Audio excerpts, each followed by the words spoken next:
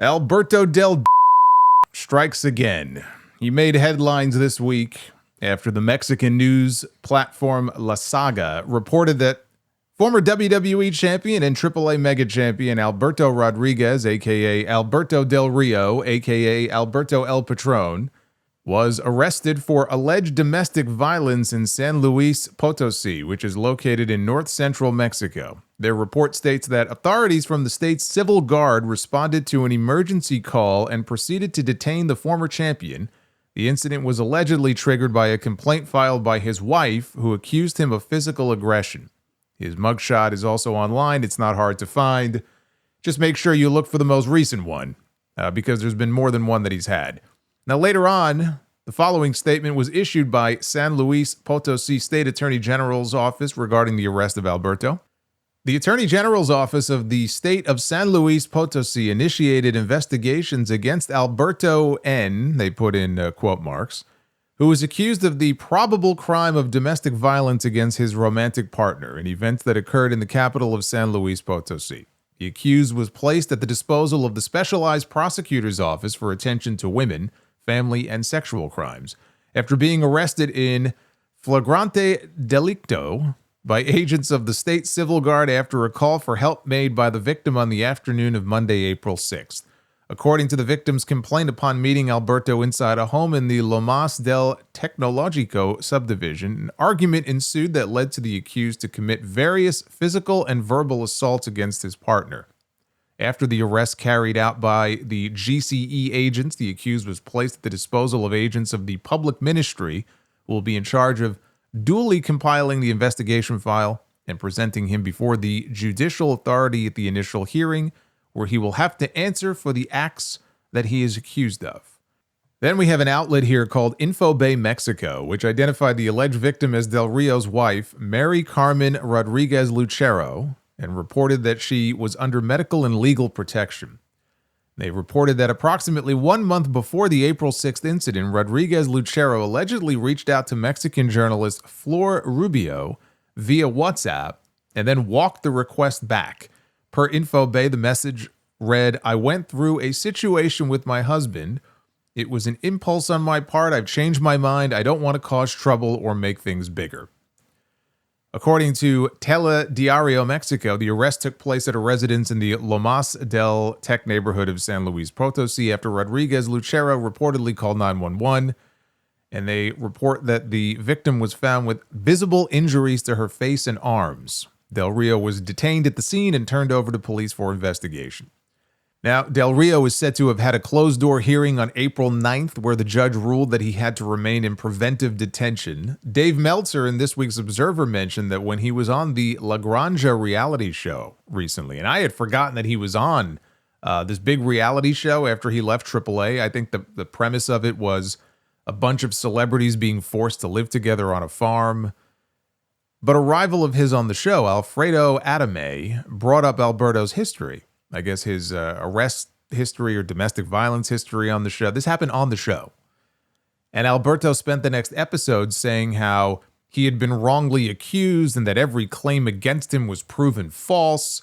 His wife appeared on the episode backing him up and saying that he is nothing like that at all, which led to Adame apologizing to him on the show. And this was major national news in Mexico. Flor Rubio, a host of La Granja, said that Mary Carmen had reached out to her about Alberto about a month ago, but then changed her story hours later. And another reporter said that he had heard from one of the neighbors about repeated incidents and police calls over the past month. According to Super Luchas, local media reports now say that Del Rio has obtained a conditional suspension of his sentence and has been released from jail after reaching a settlement agreement with his wife. And it was said that he had obtained his wife's forgiveness and paid 1 million pesos in restitution, or around $56,000 US. And there's a little more info on that now. The case is not closed. What happened is he appeared in court for a hearing that lasted about 3 hours. During that hearing, the judge determined that there was enough evidence to move forward with a case to trial on a charge of repeated family violence. And despite the ruling, Del Rio's legal team requested an alternative resolution, which the judge approved, allowing the case to move forward under conditional suspension instead of keeping him behind bars.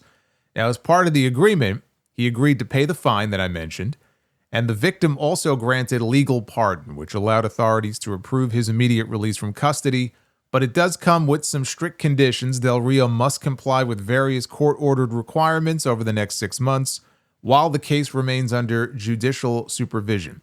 And a compliance verification hearing has been scheduled for October 29th, where the court will review whether he followed those conditions. And at that point, I don't know if this all goes away or if they're going to continue to pursue charges. I don't know. But there were people who wanted him or expected him back in WWE, or at least in AAA, which is basically Mexican WWE at this point. This guy always crashes and burns. So why would they want to take that headache on? I have no idea why people thought that was ever going to happen. He was never coming back. Even when he said a few months ago, he was claiming that, we're having conversations, we're having talks. We're just waiting for the right time for WWE to bring me back. I don't believe those talks ever happened. I think he made it all up. I think they happened in his head. I think he's hearing voices the way Randy Orton does. Hopefully he doesn't hear Pat McAfee's voice. There will never be a right time for him to come back. For this very reason. It's why you always hear me call him Alberto Del Dipshit. A leopard doesn't change his spots.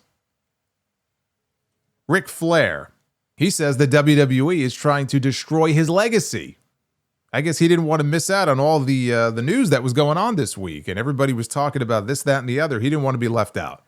So he sent out a tweet on Tuesday saying that he is no longer allowed to have merchandise with Roots of Fight, a company that offers clothing based on legendary athletes across sports.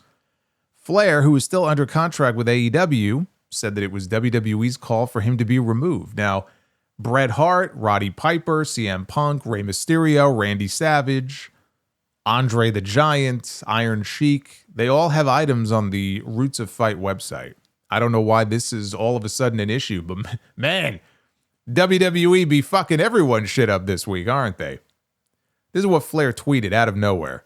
Of course, every word, first letter is capitalized. That's how you know it's a Ric Flair tweet. I woke up this morning with a blue moon in my eye. No, I'm sorry. I woke up this morning to find out that I am no longer allowed to be with Roots of Fight per WWE. Let me think. I'm the only wrestler to ever be on 30 for 30 and ranked in the top 25 of all time. An Emmy-nominated documentary, courtesy of the WWE, which I should have won, but I lost to a team, not an individual. I don't know what the hell that means. 21 world championships, but I always played by your rules and kept it at 16. Paid Vince McMahon back $800,000 when he said he would forgive. Well, I don't know. He's just going into random shit here. I was talking about the tax debt. Vince loaned him money. He paid the money back. He said, I honored it. Fortunately, I still make $1 million from the great Ryan Fitterman at Fitterman Sports, $500,000 from Ric Flair Drip, and thank God for Tony Khan. What more of my legacy do you want to destroy, WWE? You all grew up loving me and I set the bar. Now you are trying to kill me and diminish my legacy. Thank you, but it ain't happening. Nice try, LFG. And then in a follow-up post, Flair said that he would be interviewed by Yahoo Sports this Monday, saying, now that you have officially pissed me off, listen to me live on Yahoo Sports Monday. Names and then he put a question mark. Wait, I know everything. Then, just 24 hours after this outburst, Flair posted a video. Somebody filmed a video of him. He was striking a very different, more conciliatory tone, saying, I just want to take this opportunity to thank Roots of Fight for letting me represent them over the years. It's a pretty cool thing to have. It's not as cool as being inducted into the Hall of Fame, but you'd be amazed at how many people admire and respect this brand. I think I've represented it well. People love it. I'm proud to have been a part of the organization. I'm not even mad at the people that took it away from me.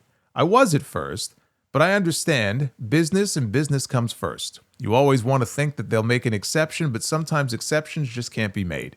So Roots of Fight, thank you for the honor and the privilege of representing you, and I look forward to seeing the next member of a great team. God bless and thank you.